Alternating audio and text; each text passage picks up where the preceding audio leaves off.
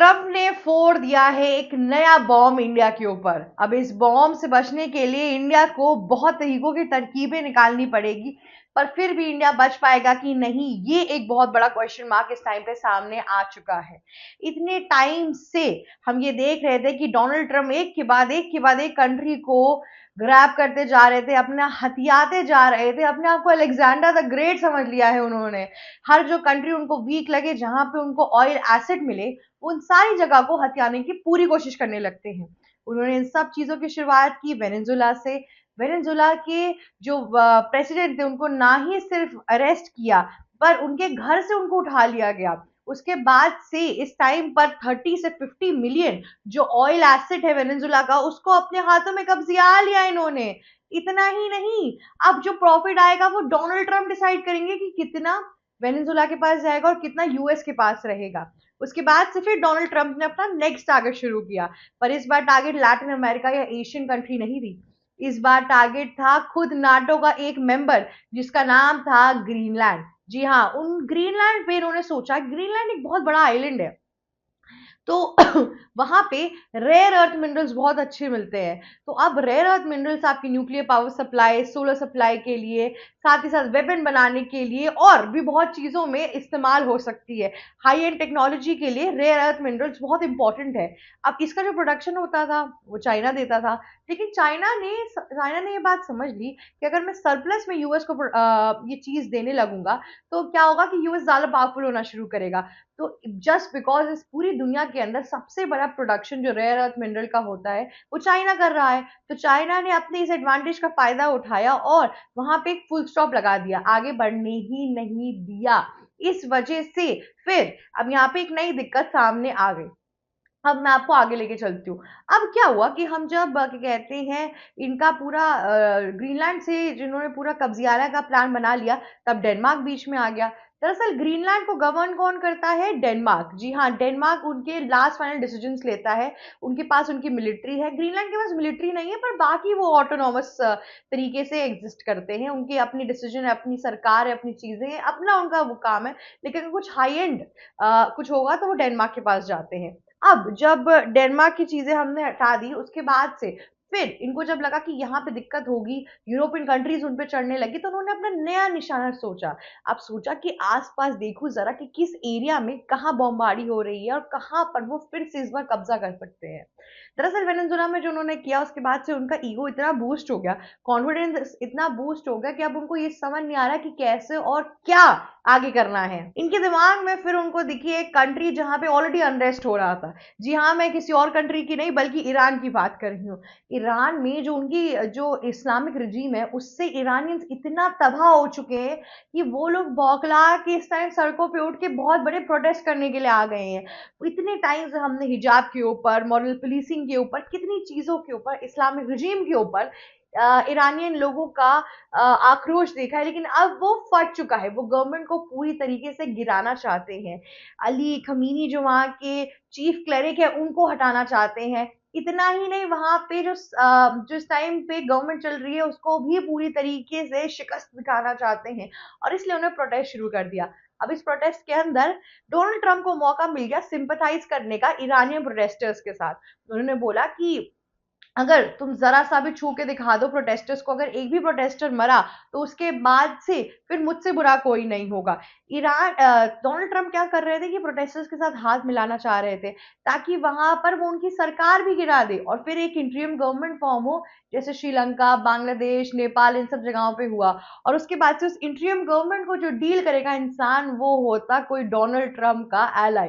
और इसी पूरे गेम के अंदर अभी हम देख भी रहे हैं, ईरान में जो ऑपोजिशन में लीडर खड़े हुए हैं, उनकी बहुत अच्छी बातचीत है डोनाल्ड ट्रंप के साथ। तो डोनाल्ड ट्रंप पूरी कोशिश करते कि उनके थ्रू उनको सत्ता पे बैठा के फिर वो ही हश्र करते, जैसा श्रीलंका और बांग्लादेश का उन्होंने किया है। इसे डीप स्टेट की सिचुएशन कहते हैं, जहां पर सरकार को खुद ही उस देश के लोग गिराते हैं, एक इंटरिम गवर्नमेंट फॉर्म होती है और फिर दूसरा कोई एक्सटर्नली वहां से इंसान आता है जो इन सारे इंटरनेशनल कंट्रीज के लिए काम करता है। तो ये सिचुएशन हो सकती थी आपके ईरान के अंदर, पर ईरानियंस जो है उनको यूएस का मॉडर्नाइजेशन चाहिए ही नहीं। उनको अपने ईरान को इतना वेस्टर्न बनाना ही नहीं है। और वो डोनाल्ड ट्रंप की जो पूरी साजिश है वो समझ चुके हैं, इसीलिए वो उनसे दूरी बरकरार रखते हैं। लेकिन उनको अली खमीनी से छुटकारा चाहिए तो चाहिए। इन्हीं सब चीज़ों के बीच में जब अभी हाल ही में रिपोर्ट आई कि जो इस्लामिक रिजाइम है ईरान के अंदर, ईरानियन गवर्नमेंट ने करीबन 200 लोगों को मौत के घाट उतार दिया।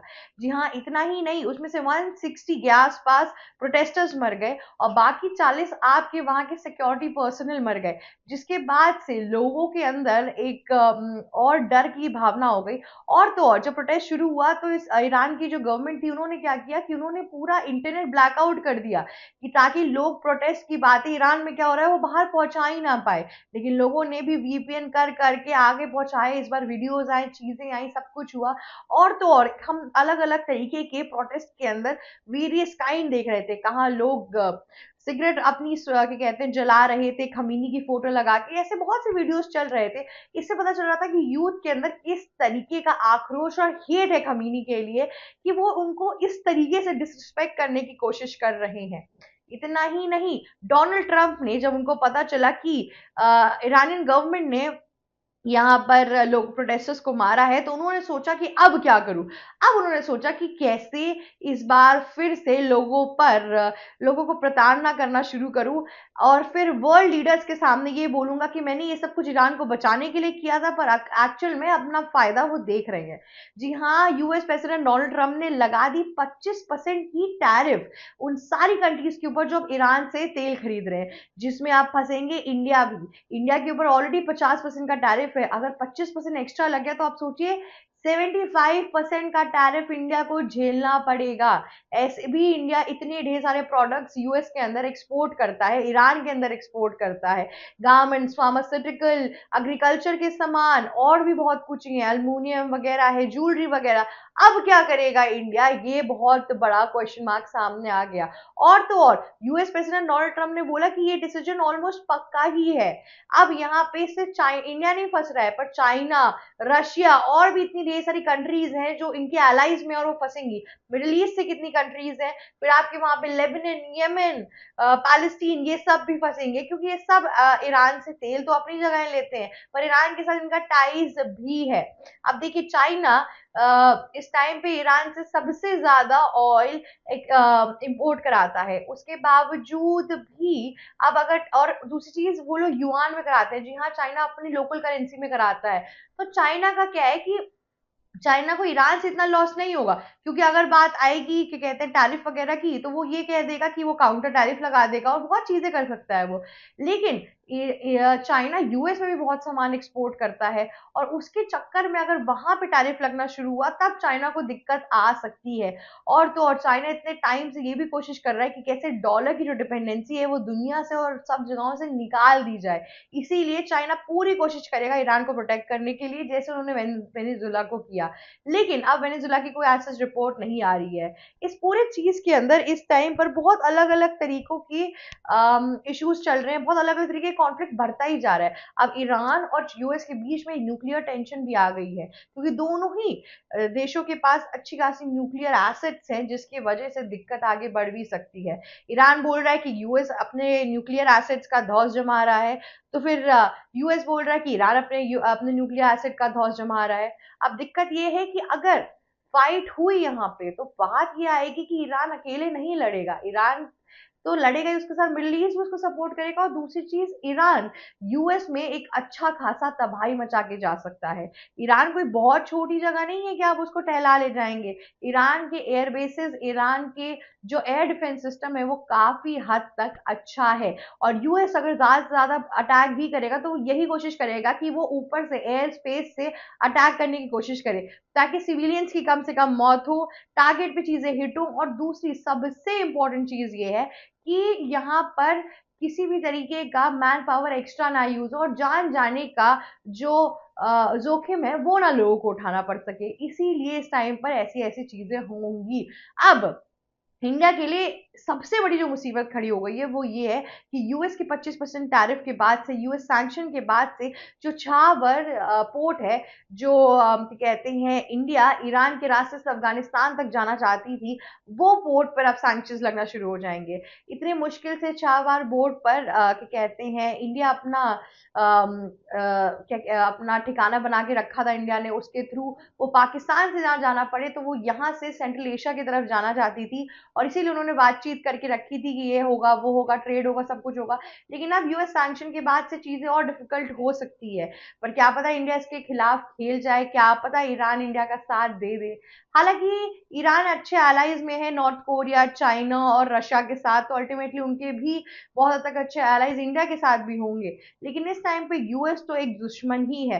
लेकिन अब जैसे ही खमीनी जाएंगे, तैसे जो दूसरे लीडर आएंगे, उनका जो पहला चॉइस होगा वो यूनाइटेड स्टेट होगा, और दूसरा चॉइस ही उनके चाइना, रशिया या ये सब सोवियत यूनियन वाली कंट्रीज होंगी। तो यहाँ पे एक बहुत बड़ा क्वेश्चन मार्क आ रहा है कि क्या और कब कैसे होने वाला है। अब देखते हैं कि आगे क्या होगा। आज के लिए बस इतना ही। अगर आपको ये वीडियो अच्छी लगी तो लाइक, शेयर, सब्सक्राइब और कमेंट करना मत भूलिएगा। जाते जाते बेल आइकन भी हिट कर दीजिएगा। Thank you so much for watching us. ABC Hindi news, आज ही जुड़िए हर खबर के साथ।